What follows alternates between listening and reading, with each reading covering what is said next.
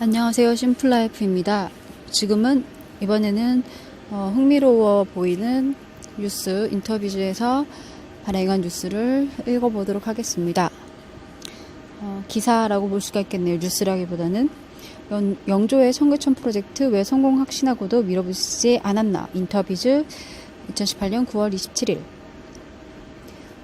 동아 비즈니스 리뷰. 좀 빨리 읽을게요. 길이가 좀 있어서 한번 후루룩 읽어보도록 하겠습니다. 조선시대의 청계천은 지금 우리가 알고 있는 청계천과는 많이 달랐다. 현재 우리가 보고 있는 것은 청계천의 본류다. 반면 조선시대의 청계천은 남북으로 거미줄처럼 주류가 뻗어 있었다. 덕분에 도성한 사람들에게 청계천은 식수였고 빨래터였으며 하수도였다. 그런데 영조가 재위하던 18세기 청계천에 문제가 생겼다. 인구가 급증하고 농촌 분화로 농업에서 이탈한 빈민들이 도시로 몰려들면서였다. 한양으로 올라온 빈민들은 주로 청계천변에 자리 잡았다. 식수를 얻기 편하고 하천가의 빈 땅에서 경작하기도 쉬웠기 때문에 청계천의 전적은 계속해서 줄어들었고 막무가내로 버려진 쓰레기는 물길을 막았다. 작은 비에도 물이 범람했고 죽은 짐승과 사람의 시체가 하천을 따라 흘렀다. 설상가상으로 전염병까지 돌면서 문제는 더욱 심각해졌다. 아래 청계천의 1904년 청계천의 사진입니다. 지금과는 사뭇 다른 그림인데요. 왠지 하수 악취가 진동하지 않았을까라는 상상을 해봅니다. 궁 밖으로 나가 백성들을 설득한 영조의 여론조사. 이를 해결하려면 청계천을 반의 물길을 뚫어야 했다. 당시 조선의 관행은 내 집 앞에 눈은 내가 치워야 한다였다. 그래서 도로나 다리, 축성 등의 건설도 해당 지역 주민들이 부역으로 이루어졌다. 이 원칙대로라면 청계천을 파내는 것도 청계천 주변 사람들만이 책임이었다. 하지만 청계천이 너무 심하게 막혀서 주변 사람들만으로는 공사를 감당할 수 없었다. 모든 흙과 오물을 일일이 사람들이 손으로 파내서 옮겨야 했기 때문이다. 그렇다고 무작정 도성 주민 모두를 동원할 수도 없는 노릇이었다. 자칫하다간 감당할 수 없을 정도로 반발을 불러일으킬 게 뻔했기 때문이다. 1754년 3월 영조는 한양의 각 지역 주민 대표자를 궁궐로 불러 청계천 준설 공사에 대한 의견을 물었다. 아니나 다를까 공사가 필요하다는 의견과 필요하지 않다는 의견이 팽배히 맞섰다. 고민하던 영조는 호위 군사들과 궁중악단의 역사를 불러 모았다. 이들은 궁에서 생활하는 사람들이었기 때문에 일종의 호위적 여론단이었다. 영조는 이들이 눈치껏 찬성 여부를 분위기를 조성해 줄 것이라 기대했던 것 같다. 영조의 예상대로 대부분이 찬성표를 던졌다. 하지만 악사 한 명이 초를 쳤다. 개천을 파든 안 파든 나는 상관없습니다. 홍수가 나서 집이 떠내려가는 것이 안 됐기는 하지만 그건 그곳에 사는 집주인의 문제입니다. 이 부분을 보니 요즘의 지역 이계주의는 아무것도 아니네요. 자, 더 읽어보도록 하겠습니다. 이 눈치 없는 악사 한 명으로 인해 여론몰이를 해보려던 영조의 계획은 실패로 끝났다. 영조는 이 악공에게 솔직하게 얘기했다고 칭찬하고 포상을 내렸다. 하지만 속은 말도 못하게 쓰렸을 것이다. 영조는 좌절하지 않고 청계천 공사의 필요성을 홍보하기 위해 온갖 수단을 강구했다. 과거 시험에 청계천 공사의 장단점을 논술하시오라는 문제를 내고 1등에게는 바로 간직을 주는 특혜도 베풀었다. 성공한 유생들을 불러 공청회도 열었다. 또 궁 밖을 나가 청계천 주변을 돌아다니면서 주민들을 만나 대화를 나누고 설득하는 작업을 3에서 4년간 지속했다. 조선의 왕 중에서 이렇게 직접 백성을 찾아다니며 대화를 나누는 왕은 영조가 처음이었다. 수년간의 노력 끝에 1760년 2월 18일 대망의 청계천 공사가 시작되었다. 한양 전 지역에서 찾아온 지원자가 7,000명을 넘었다. 결국 청계천 준설이 한양 전체 주민들이 이익이라는 점을 납득시킨 것이다. 공사가 시작되던 날 영조는 직접 현장에 나와 첫 삽을 떴다. 공사의 시작을 말하는 첫 삽을 뜬다는 표현이 여기서 나왔다는 설이 있다. 그만큼 역사적인 순간이었다. 프로젝트의 성패는 소통으로 결정한다.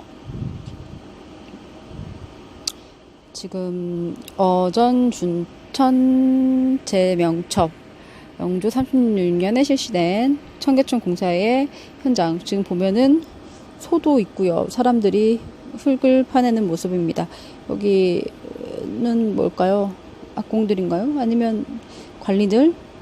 그리고 양반들은 옆에서 구경을 하는 모습인 것 같고요. 왕이 직접 나와서 관찰했던 모양입니다. 영조는 공사가 시작된 후에도 공사 현장을 공개해 주민들이 볼 수 있게 했다. 자칫 위험할 수도 있는 일이었다. 하지만 공사의 필요성을 알리고 주민들과 공감대를 형성하는 것이 더욱 중요하다는 영조의 판단이었다. 영조는 때때로 직접 현장에 나가 백성들과 섞여 앉아 공사를 관람하기도 했다. 결국 청계천 공사는 57일 만에 대성공으로 끝났다. 우리가 보통 어떤 프로젝트를 시작할 때 고려하는 것은 사업의 목적과 필요성은 무엇이고 비용은 얼마 들지, 예정 수익은 얼마나 될지 등이다. 반면 구성원들이 해당 프로젝트가 궁극적으로 나를 위한 것이라는 생각을 공유하도록 하는 데는 소홀한 경향이 있다. 영조는 달랐다. 청계천 공사의 성공 비결은 청계천 준설이 청계천 주변 사람들만의 이익이 아니라 한양 전체 주민들의 이익이라는 점을 납득시킨 데 있다. 끊임없는 소통과 기다림의 결과물이었다. 이번에 지금 이 부분을 보니까 요즘에 하는 소통, 트럼프도 비교하기 좀 그럴 수도 있지만 트위터를 통해서 기사나 어떤 다른 언론 매체를 통하지 않고 직접 소통을 하기 때문에 물론 그에 따른 장점도 있고 단점도 있지만 정말 효율적인 방법이 아닌가 싶습니다. 직접 사람들을 강제하지 않고 설득시키는 효과, 소통의 결과물이라는 점이 포인트인 것 같습니다. 많은 기업들이 직원들에게 창의와 혁신을 요구한다. 하지만 자발적인 참여와 창의적인 아이디어는 나의 1일 때 나오는 법이다. 무색되고 창의와 혁신을 요구하기 전에 먼저 구성원들이 창의와 혁신을 만들어낼 수 있도록 여건을 제공해야 한다. 영조가 중흥의 군주가 될 수 있었던 것은 바로 이런 공감의 가치를 누구보다 먼저 깨달았기 때문이다. 이 부분 너무 중요한 것 같아요. 자, 캡처해서 줄 한번 긋겠습니다.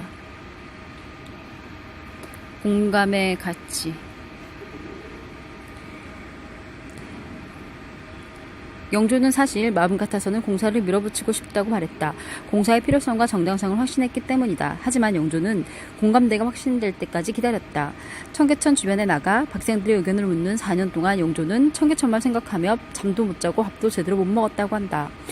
그래도 기다린 이유는 프로젝트는 성공해야 의미가 있고 영조에게 성공이란 모두가 공감하고 공유하는 것이기 때문이다. 그래야 성공이 그 프로젝트 하나만이 성공으로 끝나지 않고 다음 프로젝트의 기반이 된다. 밀어붙이면 프로젝트 하나는 성공할 수 있겠지만 조직원은 지치고 불만은 누적돼 다음 프로젝트는 탄력을 잃는다. 청계천 프로젝트는 이후 영조가 새로운 개혁 정책을 추진하는데 큰 힘이 되었다. 영조는 노년에 이렇게 회고했다.